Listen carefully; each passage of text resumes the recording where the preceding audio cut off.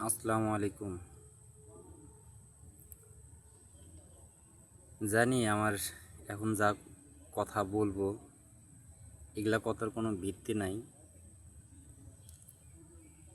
তবে যারা নীতিবাচক কথা বলে তারা এই কথাগুলোর গুরুত্ব দিবে। তো যাই হোক, শুরু করি। মিথ্যার রাজনীতি আর কতদিন করবেন? মিথ্যার রাজনীতি কিন্তু একজন করে গেছে, সেও কিন্তু টিকতে পারে না। তার গায়ের যত শক্তি আছে সে কিন্তু ততটুক শক্তি দিয়েই তার রাজনীতিকে টিকাইতে চাইছিল, সে কিন্তু পারে না।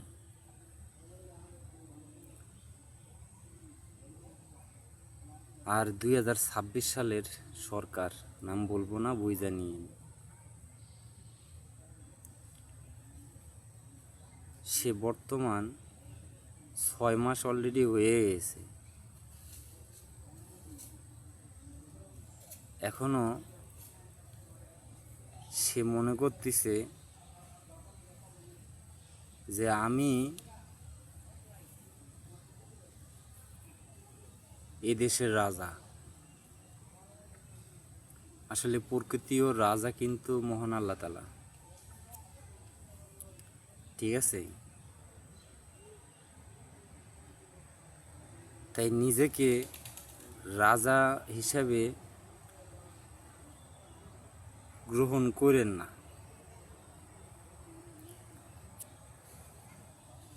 আর সবচেয়ে বড় কথা,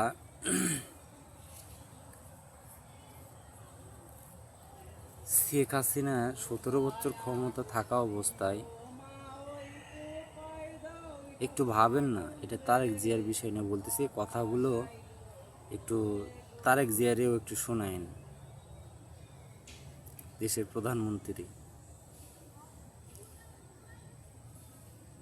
17 বছর কি হালে ছিলেন, কিভাবে ছিলেন, হয়তো ফ্যামিলি নিয়ে হয়তো একটু সুখেই ছিলেন, অতটা সমস্যা মনে হয় না। আপনার মা কি হালে জীবনযাপন পার করছে, আপনি তো তার জায়গায় ছিলেন না, আপনার মা হইতে পারে। আপনি তার কষ্টগুলো অনুভব কিন্তু করতে পারবেন না। আপনিও কিন্তু একদিন ওই জায়গায় যে দাঁড়াবেন, ঠিক আছে? আপনার বয়সটা কিন্তু এরকম থাকবে না কিন্তু।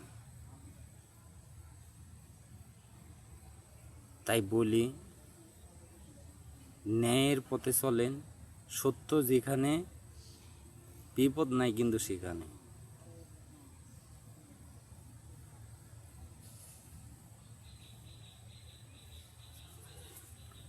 এখনো সময় আছে, অনেক সময় আছে, ইউজ পরিমাণ।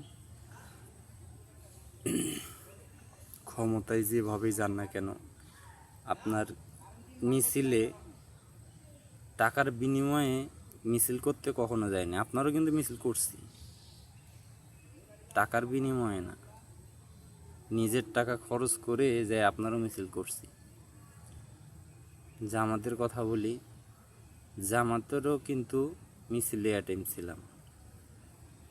যেখানে ন্যায়ের কথা চলে ওখানে কিন্তু জনগণ থাকে, বা আমিও কিন্তু ছিলাম। এনসিবির কথা বলি, ওখানে কিন্তু ওদের মিছিলে ছিলাম কিন্তু নিজের পকেটের টাকা খরচ করে। তো যারা যারা ন্যায়ের পথে আসছে বা ন্যায়ের পথে থাকার ইচ্ছুক থাকেন,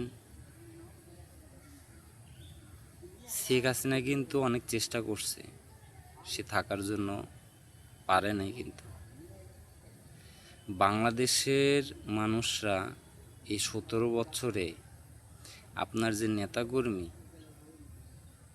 আপনারা যে এত বড় বড় কথা বলেন, আপনার এই নেতাকর্মীরাই তাদের দলে অলরেডি চলে গিয়েছিল কি, তাদের নাম পর্যন্ত এন্ট্রি করা হয়েছিল।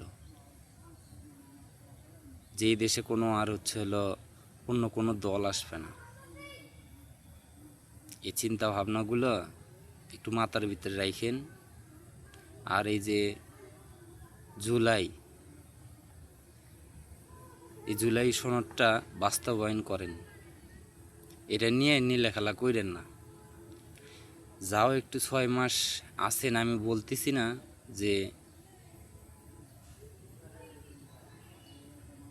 চলে যাবেন বা এই সেই, এগুলো কিছু কিন্তু এখনও কিন্তু বলা বলি কিন্তু হয় নাই। আপনি ভালো করেই জানেন, যখন আমাকে নিতে আসছিল তখন যদি যাইতাম না, তখন এই ইলেকশন বুঝতেছেন তো কিভাবে হইতো। দুর্নীতিতে থাকলে দূরের কথা, সব ঠিক হয়ে যাইতো। তো মহান আল্লাহ পাক আমারও যথেষ্ট ধৈর্য দিছে। হ্যাঁ, এখনো সময় আছে।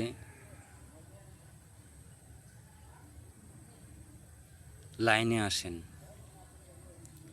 লাইন ক্রস করলে এটা কি হয় এটা তো বোঝেনি। আপনাদের সত্য কথা বললে তো আপনাদের মাথা গরম হয়ে যায়। এটা তো ওই যে মানুষ সত্য কথা নিয়ে বেঁচে আসে, আর আপনাদের দাসা হচ্ছিল সত্য কথা বললে চাকরি থাকবে না। খালি পারতেছেন না, খালি গুম খুন করতে। ওটা অলরেডি চালু করে দিবেন, আপনাদের ভাবে যা আমি বুঝি, ওটা অবশ্যই চালু করবেন। কথা বলে বাড়াই না, অনেকগুলি কথা বলে ফেলাইছি। চাইছিলাম না যে কথা বলার জন্য, কিন্তু তারপরেও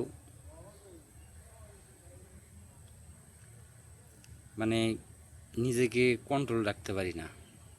এর কারণেই কথাগুলো বলা। আবার এই যে আপনাদের ক্যাম্পে, অর্থাৎ সংসদে আপনারা মানে এমন ইলেকশন করছেন যা প্রত্যেকটা মানুষই এখন ধারণা করে নিচ্ছে যে বর্তমান ক্ষমতা থাকবে না কারোই। শুধু এনসিপি আর জামাত, ওদেরটা বাদ দিয়ে সবগুলোই আপনাদের দলে নাম এন্ট্রি করাই নিয়েছেন। তারা তো প্রত্যেকটা ফ্যামিলি আছে, ওরা তো তারা ফ্যামিলির ভয়েই কিন্তু আপনাদের কিন্তু অংশগ্রহণ করছে। মানে ভোটটা চ্যালেঞ্জ ঘুরাই দিছে। ভোট দেওয়ার আগে আপনাদের লগে হ্যান্ডশিপ চলে। এগুলা কি মানুষ বোঝে না? এই উল্টাপাল্টা রাজনীতি বাদ দিয়ে দেন, ভালো থাকবেন। কথাগুলো বলে গেলাম, বাসে কি মরি আল্লাহ পাকের হাতে। হ্যাঁ, কথাগুলা বলে যাই, হয়তো কারো কারো বলতে কি বাংলাদেশের মানুষের কিছুটা উপকার হবে আর কি। এই ভুল রাজনীতি এটা টোটালি বাদ দেন। ভালো থাকবেন। আসসালামু আলাইকুম।